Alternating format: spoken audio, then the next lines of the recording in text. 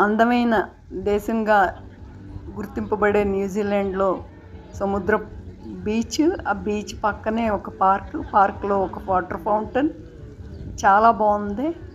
అందమైన సాయంత్రం అలాగే మా పిల్లలు వాక్కి వెళ్తే నేను బెంచ్ మీద కూర్చుంటే ఒక ఆఫ్ఘనిస్తాన్ కుటుంబం నాకు పరిచయం అయింది.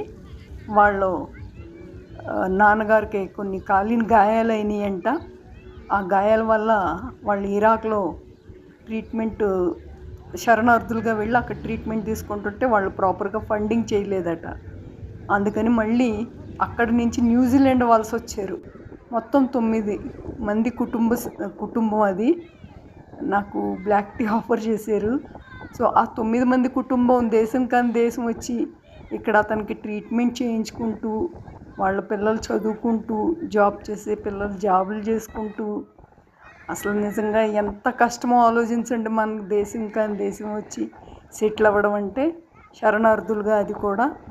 సో మనకున్న కష్టాలు ఏమాత్రం నిజంగా అలాంటి దుర్భరమైన జీవితంలో కూడా వాళ్ళు హ్యాపీగా ఉన్నారో వాళ్ళని చూసి మనం నేర్చుకోవాల్సింది ధైర్యం.